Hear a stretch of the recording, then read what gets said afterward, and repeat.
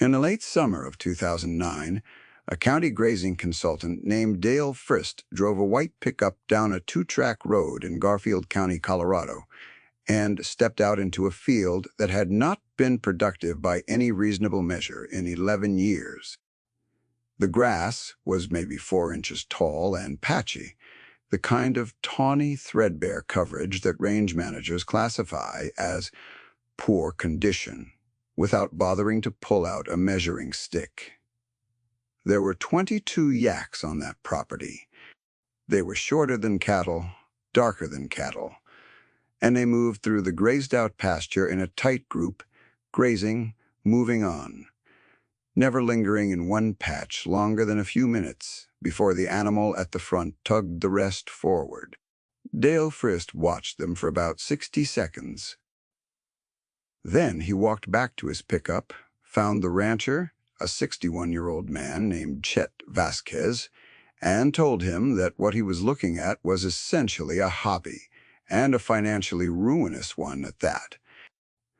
Frist was not unkind when he said it. He laid out the math patiently on the hood of the truck with a clipboard and a statewide productivity table, the kind printed by the extension office every spring. He said a herd this small could not generate the pounds per acre necessary to justify holding the land under the current loan structure. He told Chet that the yaks were nutritionally close enough to cattle that a crossbreeding program or a full conversion to registered Angus would give him something a lender could actually assess. He used the phrase, economically legible operation, and he meant it as advice. Chet thanked him. He did not argue. He shook Frist's hand, watched the white truck disappear back up the two-track, and then he turned around and walked out to check on the Springhouse. 6 years later, in the dry August of 2015, a buyer from a specialty grocery cooperative in Denver named Rosalie Pham drove that same two-track road and stepped into a pasture that looked like a different piece of ground from the one Dale Frist had evaluated. The grass was thick, mid-rib tall in most places, diverse enough that you could pick out 6 or 7 species in a single square foot without trying hard. The soil crumbled easily in the hand, dark and loose, with the faintly sweet smell of real biological activity, the smell of a soil that has been building organic matter rather than losing it. And in the northwest corner, flowing steady and cold from a limestone springhouse that had been invisible under 60 years of accumulated scrub, was approximately 1,400 gallons per Dalton Y of clean water running by gravity to a stock tank in the center of the north pasture. Rosalie Pham walked the property for 40 minutes. She pulled up grass with her hands and looked at the root length.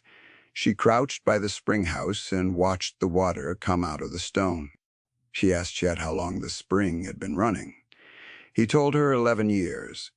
At the current rate, she wrote something in a small notebook. Then she went to find Chet, and when she finally offered a price for the grass-finished yak fiber and meat contract, Chet's granddaughter, Lena, who had driven up from Fort Collins with a business degree and a folder of comparables from commodity cattle operations across the western slope, went very quiet. The figure on the table was $47,200 for the first year alone. It is worth staying with that number for a moment because it did not land the way numbers on commodity contracts land. It landed the way a verdict lands, which is what it was. That is the story this is, and we are going to tell it from the beginning. Chet Vasquez was known in Garfield County for 2 things. He had run cattle on 340 acres near the town of Silt for most of his adult life, and in that time he had become known for the steadiness of his hands and the patience of his silence. When you asked Chet a question he needed to think about, you learned quickly not to fill the silence, because he would not rush it, and what came back when he was ready was always worth the wait. By the mid-1990s, the land was showing the kind of tired, scalped look that comes from 20 years of heavy stocking rates and short rest periods. The grass was short and thin. Bare ground was opening up in the paddocks that carried the heaviest traffic.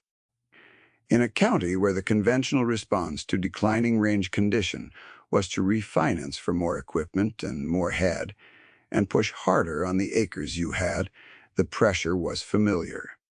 Bud Limer, who ran 480 acres on the other side of the ridge to Chet's east, had taken that route 3 times already.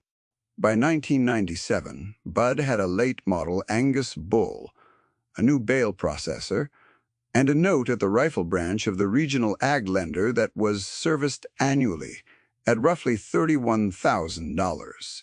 His pastures looked like production. His balance sheet looked like confidence. Chet sold down his cattle herd and started reading. The reading had started with Ignacio's box. The reading had started, really, with his wife's father, a man named Ignacio Quintero, who had ranched on the other side of Grand Junction and had died before Chet married into the family. Ignacio's journals were in a cardboard box in the basement of the house, a set of hand-stitched notebooks, in Spanish and English both, covering 30 years of observations about grazing pressure, plant recovery, and water retention on high desert range. Chet had pulled the box out 3 times in his life, put it back twice because he did not feel ready, and opened it for good in the winter of 1998, when the land was making it clear that something had to change. Let me tell you what those journals said, because it is not what you might expect from a rancher writing in the 1,960 seconds. Ignacio was not a formally educated man, but he had the naturalist instinct for pattern, and what he had documented across 3 decades was essentially the mechanics of over-rest versus overgrazing, the 2 ways a rangeland dies. Overgrazing, he wrote, is the thing everyone watches for because you can see it. The grass gets short and thin, the bare ground opens up, the rain runs off instead of soaking in. But overrest, he wrote, is quieter and, in its way, more permanent. When grass is never disturbed, when the animals that once thundered through in great migratory herds are gone, the old growth accumulates, the stems go gray and rigid and hollow, and the new green shoots underneath cannot get light or air. The land goes gray, and then it goes bare, but slowly, over decades.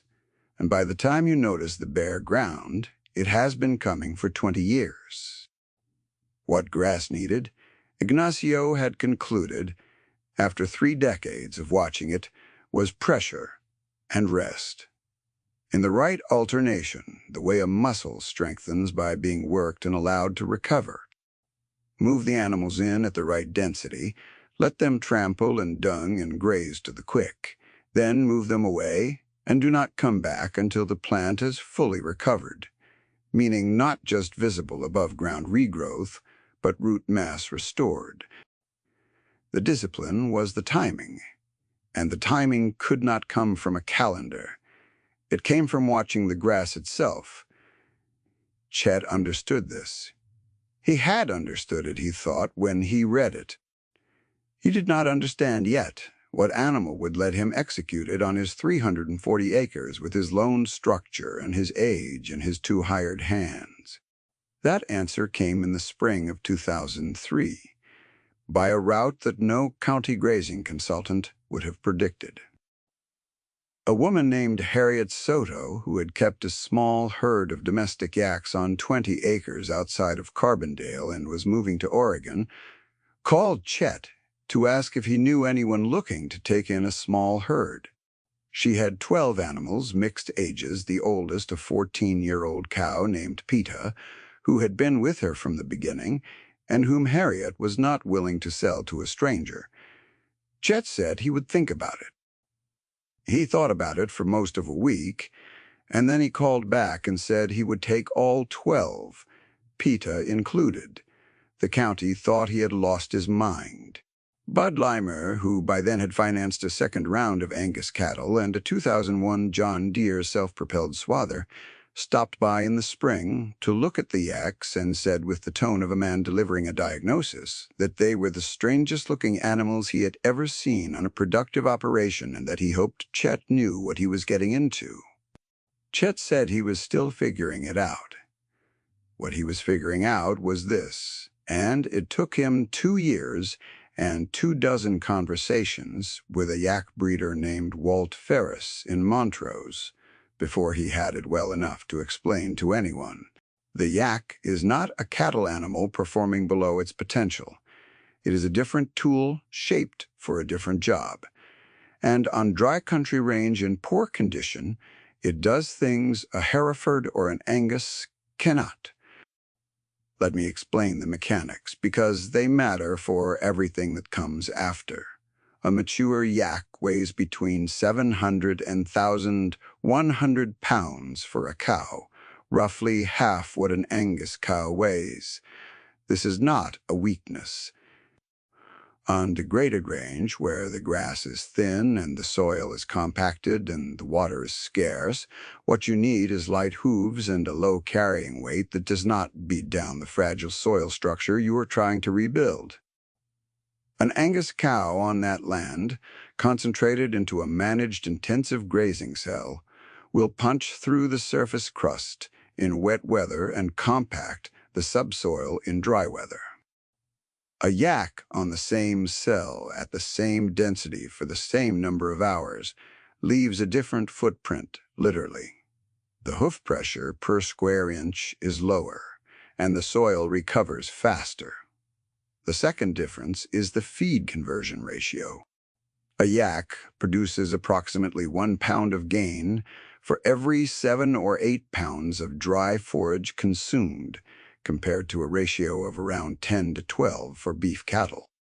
In practical terms, on poor condition range where the forage base is thin, a yak can maintain body condition on grass that would leave an Angus cow losing weight and cycling irregularly. This matters on Chet's land because the land was the problem, and the animal had to be matched to the land as it was, not as it would eventually be. The third difference is temperament and herding behavior.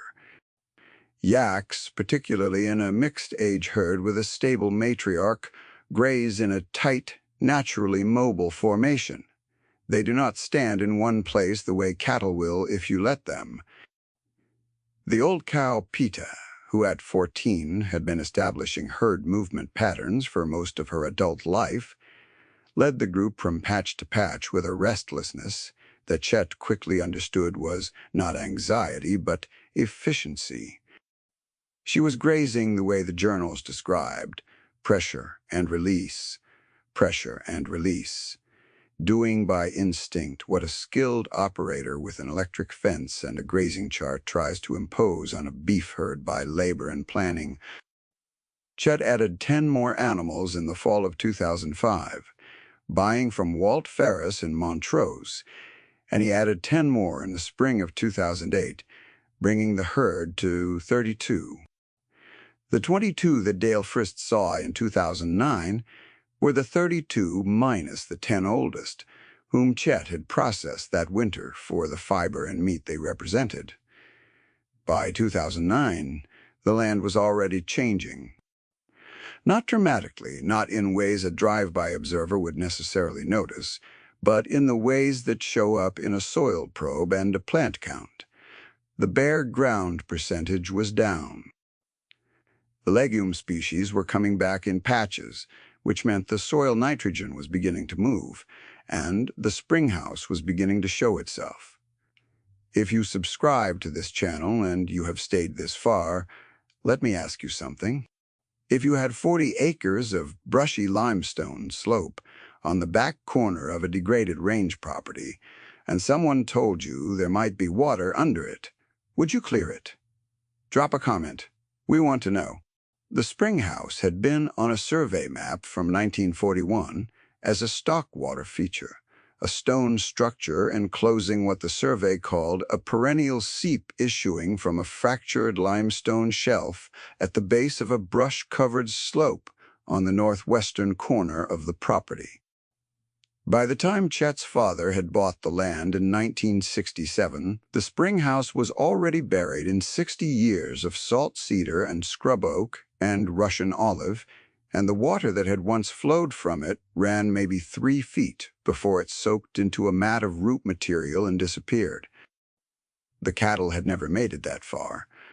The slope was too brushy, and the water was not visible enough to attract them. The Yaks went there in their second summer. Chet noticed it on a hot afternoon in July 2004, watching the herd from the ridge. PETA had led the group to the northwestern corner, into the brush, and the rest had followed. He went down to look and found them grazing on the scrub understory, pulling leaves from the lower branches of the Russian olive with the precision of browsers, not grazers, because yaks are both. They browse and graze interchangeably, which is part of what Ignacio's journals had described in cattle country terms as the virtue of the multi-diet animal, meaning the animal that can eat what a pure grazer cannot, and therefore clear what a pure grazer will not touch.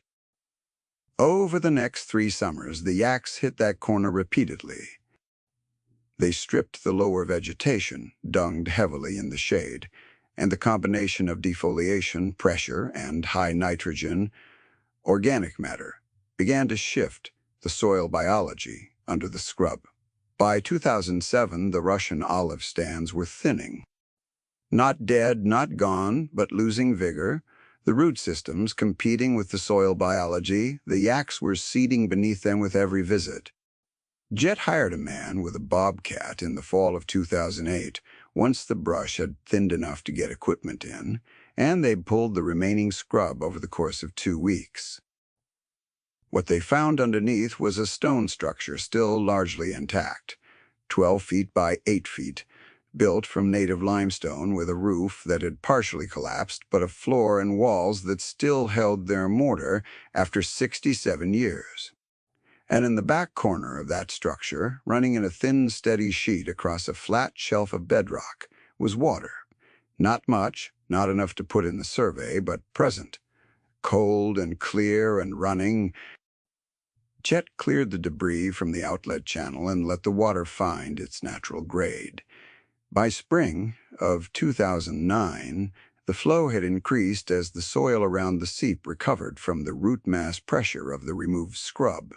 By the time Dale Frist drove out in the late summer to deliver his assessment of the economically illegible yak operation, the Springhouse was producing somewhere between 800 and 1000 gallons per Dalton Y, and it was piping gravity-fed water to a stock tank in the center of the north pasture, which meant Chet had cut his pumping costs by approximately $1.800 per year, and given the grazing system a reliable anchor point that pulled the herd into the northwest quadrant on a predictable rotation.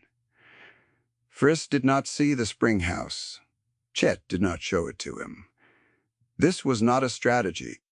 Chet was simply not a man who explained himself until someone asked. The person who eventually asked was Lena. Chet's granddaughter, Lena Vasquez, had graduated from Colorado State in 2011 with a degree in agribusiness and a clear-eyed understanding of what commodity cattle operations were currently earning per hour, hundredweight, and what the debt-to-asset ratios on operations like her grandfather's looked like from the outside. She came up to Silt that summer, not with hostility, but with love, and the specific worry of someone who has taken a finance class and applied it to a person she does not want to see fail.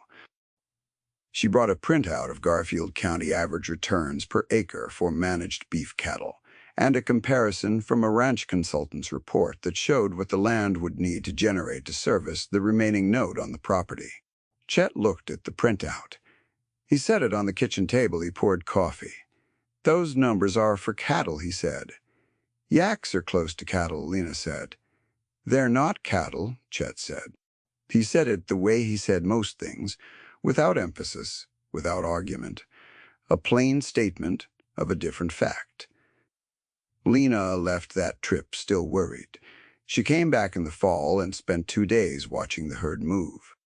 She was the one who noticed on the second day that the pasture they were grazing had a different quality of coverage than any patch she had seen on comparable acreage in the county.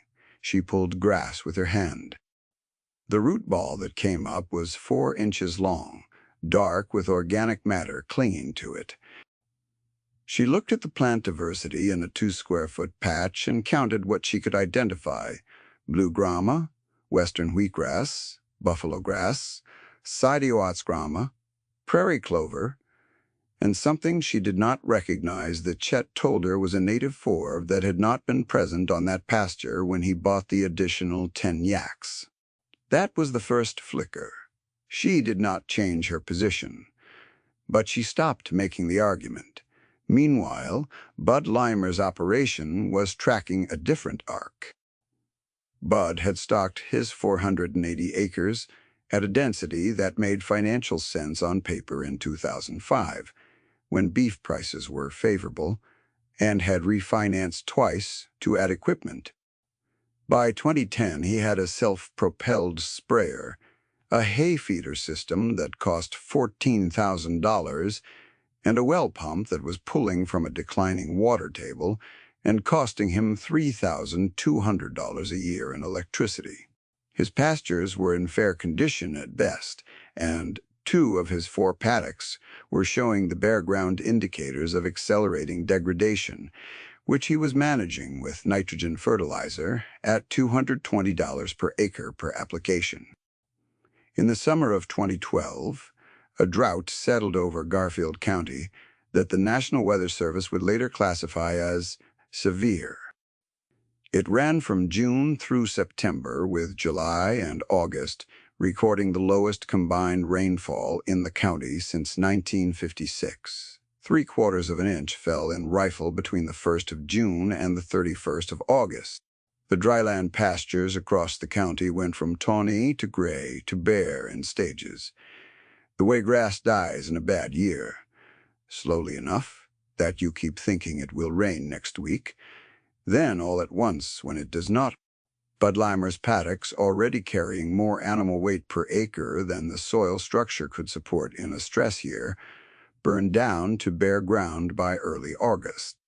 The problem was not only the drought, but the compaction beneath his best paddocks, 2 of which had been high-traffic areas for the self-propelled sprayer and the hay feeder equipment, leaving a subsoil layer that shed water rather than absorbing it. When the rain stopped, those paddocks had no reserve.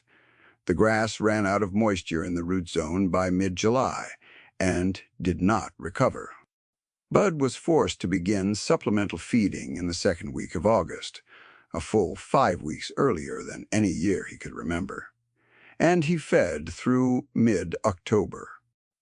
He burned through his stored hay reserve and had to purchase additional tonnage at summer drought prices, which ran $240 per ton delivered. His total supplemental feeding cost for the year came to $22,800, added to the $14,000 in equipment maintenance and the $3,200 in annual pump costs.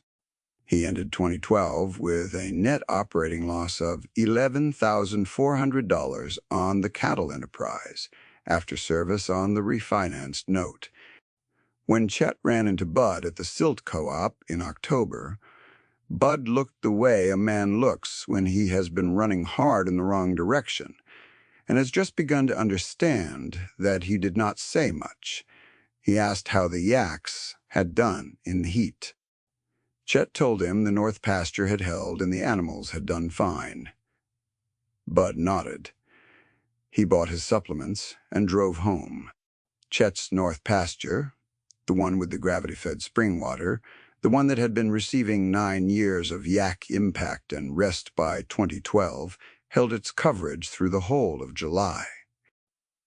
The critical factor was not the spring water alone, though that contributed. The gravity-fed stock tank kept the herd from concentrating around any one water point and compacting the soil there the way cattle do around a single well tank. The critical factor was the soil structure itself, built by 9 years of light hoof impact, deep-rooting diverse plant species, and heavy organic matter from the yak dung, which had been broken down steadily by the soil biology that Chet's rotation program was allowing to develop undisturbed between grazing events.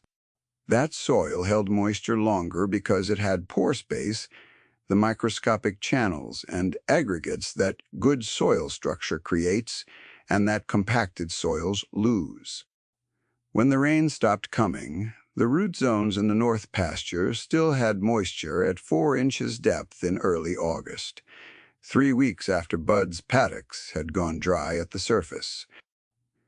The grass slowed its growth the way grass does under moisture stress, but it did not die.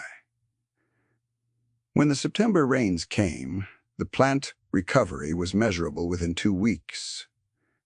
The spring water was part of it.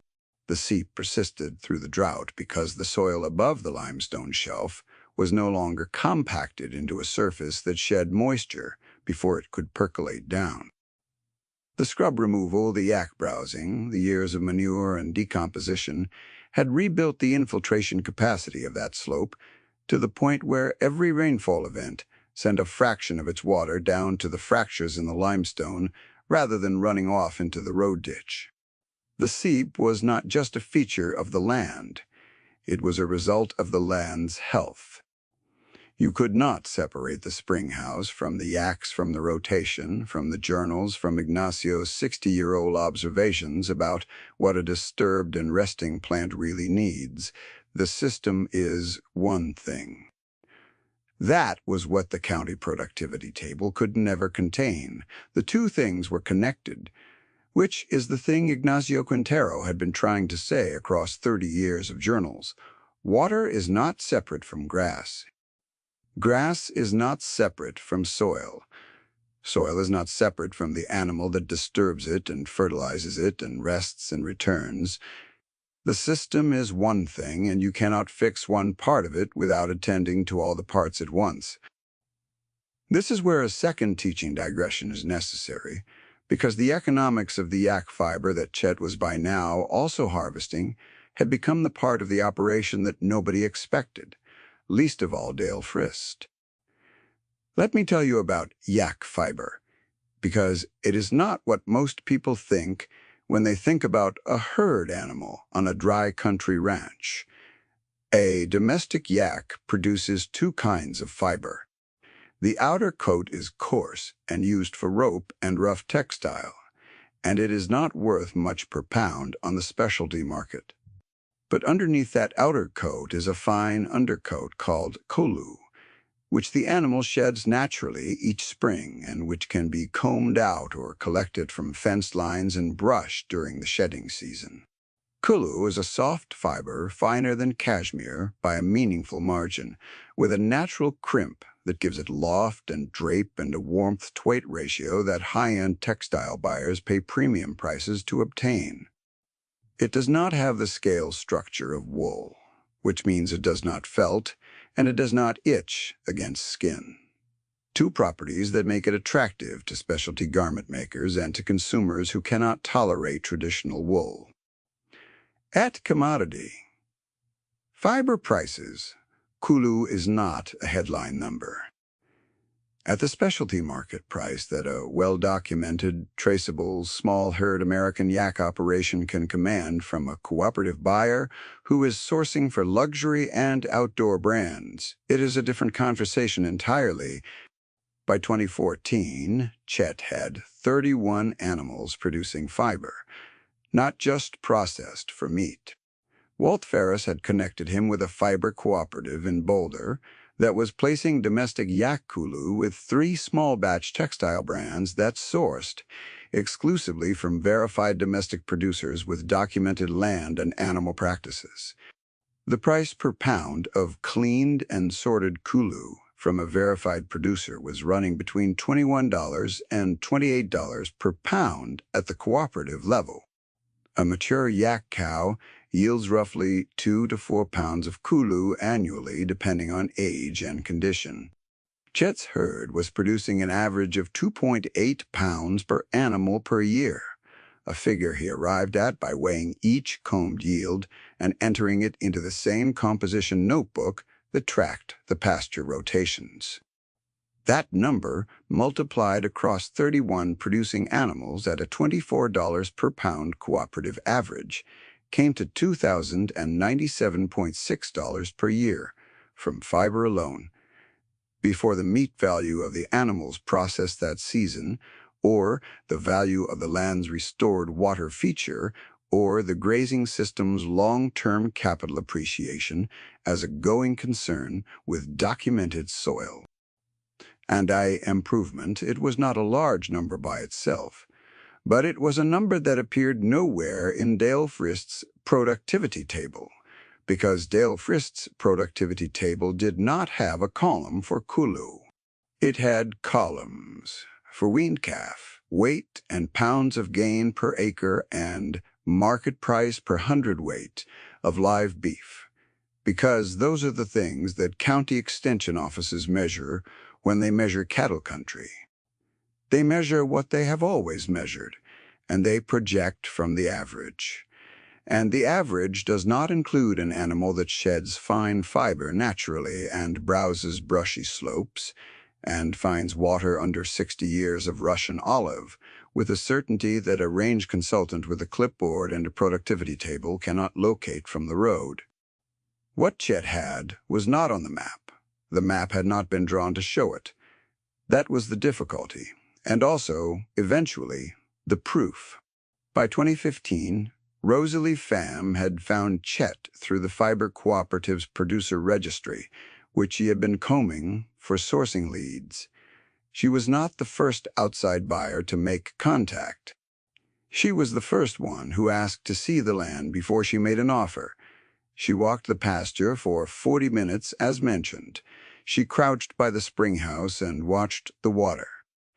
She counted plant species in random sample plots and wrote down what she found. She asked Chet to show her the stocking records, and he went to the house and came back with a composition notebook in which he had recorded pasture moves, recovery periods, estimated forage height at entry and exit, and a note on animal condition at each rotation date. 40 pages going back to 2004. Written in the same careful handwriting Chet used for everything, which was not beautiful but was legible and specific. Rosalie Pham read the composition notebook at the kitchen table for 20 minutes. When she looked up, Lena was watching her from across the table. "How long to expand the herd?" Rosalie said. Chet was at the window. "Not going to expand," he said. Rosalie looked at him. "Why not?" "Land won't carry more than 40 head at this stage," Chet said. "Maybe 45 in another 3 years, if the northwest quadrant keeps coming in." It was the first time Chet had offered an unprompted projection to anyone outside the family. Lena recognized it for what it was, which was not pride, but a plain technical assessment from a man who had been doing the math on this particular piece of ground for 11 years. Rosalie came back with a contract proposal 3 weeks later. And that, it covered grass-finished yak meat through her cooperative fiber through the Boulder Collective, and what she called a land stewardship documentation package, meaning Chet would continue his rotation records and she would use them in marketing the premium product. The contract value for the first year across all 3 revenue streams was $47,200. She set it on the kitchen table. The room was quiet for a long time.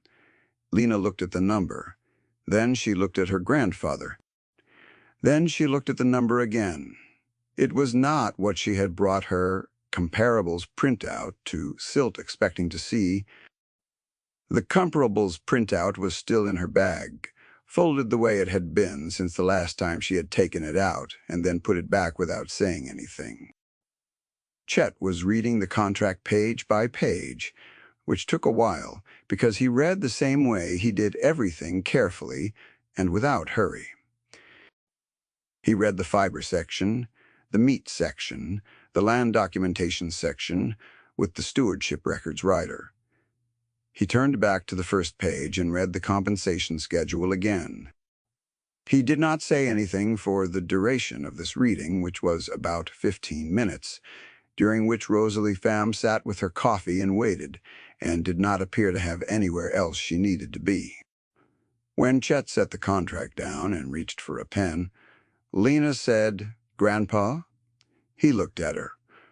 "Okay," she said. That was all. $47,200. Chet signed the contract on the first year's dotted line and slid it back across the table, and Rosalie Pham signed her side and put the executed copy in an envelope and said she would be in touch about the first pickup schedule. Then she drove back down the two-track, and Chet walked outside. Dale Frist was not in the room when the contract was signed. He did not know it was happening. But Chet had seen him at the Silt Farm Bureau meeting in March, and Frist had asked, the way county consultants do when they are keeping records current, how the Yaks situation was resolving itself. Chet had told him it was resolving about how he had expected.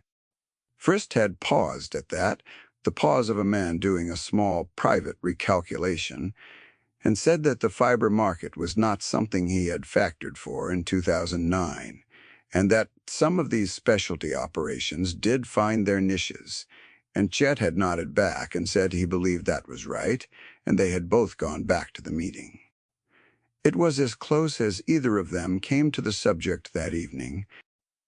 The closer conversation happened 2 months after the contract signing, when Dale Frist drove back out to the property, this time in his personal vehicle rather than the White County pickup, and without a clipboard. He asked if he could see the Springhouse.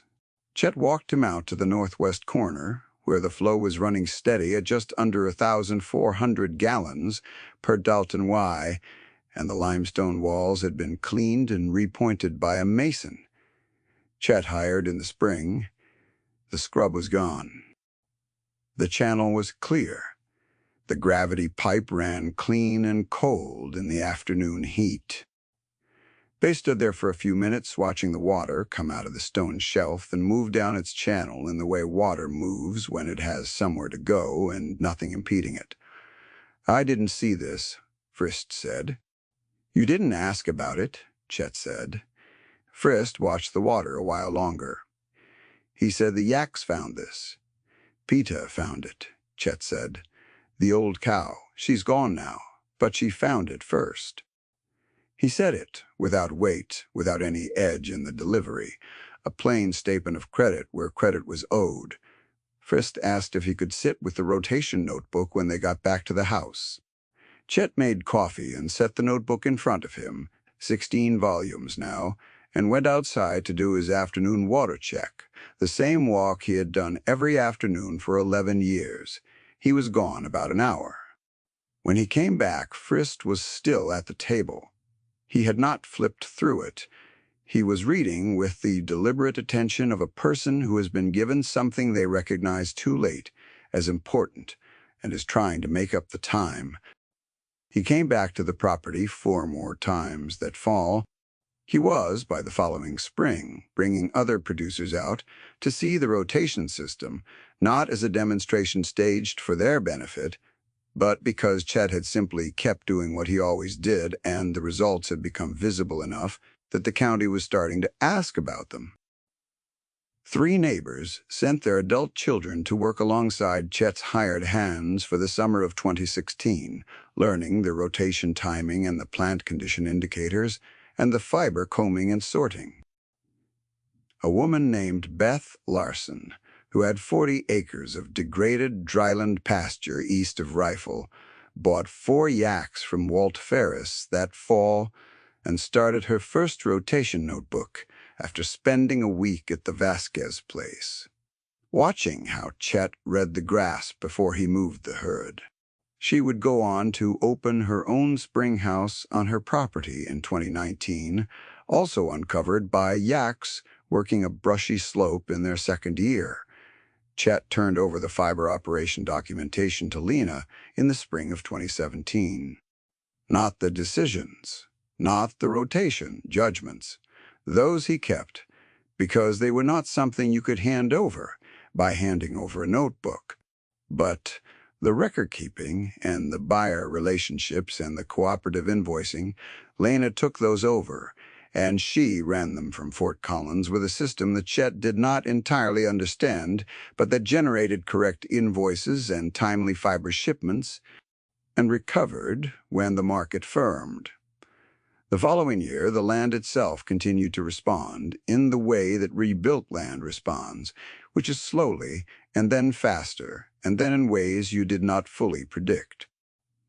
By 2019, the northwest quadrant that Chet had estimated might carry 5 or 6 additional animals in 3 years was carrying 7, and the overall condition of the 340 acres had moved from poor to fair in the 2009 assessment to good to excellent in the independent range evaluation that Rosalie Pham's cooperative required as part of their supplier verification. The spring, still running from the old limestone structure, had been flow-tested twice and was averaging 1,380 gallons per Dalton Y through summer. Chet paid off the remaining note on the property in the fall of 2018. He did not announce it. He told Lena by phone, in a conversation that ran about 4 minutes, and then he went outside. The journals from Ignacio Quintero's 30 years of observation are still in the same cardboard box, moved now from the basement to a shelf in the main room where Lana can see them when she comes up. Chet has added to them, not literally, he did not write in his wife's father's notebooks, but his own composition books from 2004 onward sit in a row next to the original box, 16 volumes now, and together they document something that no county productivity table from any extension office ever accounted for. There is a kind of knowledge that comes from measuring a system from outside, from taking its average outputs and comparing them to a regional standard and making projections from there. It is a good kind of knowledge for many purposes. It is a fast kind of knowledge, and it is portable.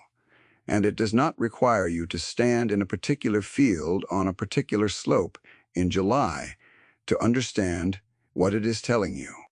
There is another kind of knowledge that comes from inside a system, from watching one piece of ground through drought and recovery, and drought again, from noticing where an old cow walks on a hot afternoon. That kind of knowledge is slow to accumulate, and it cannot be transferred intact to a different field in a different county with a different limestone shelf hidden under a different tangle of Russian olive, because the knowledge is not a formula. It is a set of learned recognitions that belong to a particular place, the way PETA's restless forward movement belonged to this particular herd on this particular range, is what the system valued and what was actually valuable were not the same thing in Garfield County in 2009. They rarely are. The productivity table cannot see a Springhouse under 60 years of scrub. It cannot see what a low-impact hoof does to compacted soil over 11 years of patient rotation. It cannot see that an old cow walking into the brush is not wandering. She is working. The land knows. You have to be quiet enough and patient enough to let it tell you that old limestone Springhouse still runs cold water into the north pasture tank every day of the year. Old Peter's line is still in the herd, her granddaughters moving the group forward in the mornings the way she always did. Pressure and release, Pressure and release. Chet's blue heeler, a dog named Rope who came to the ranch as a pup in 2012 and has been working the herd's perimeter since before he knew his own name, is gray in the muzzle now, and he still gets up first. The land holds what you give it, if you give it what it needs.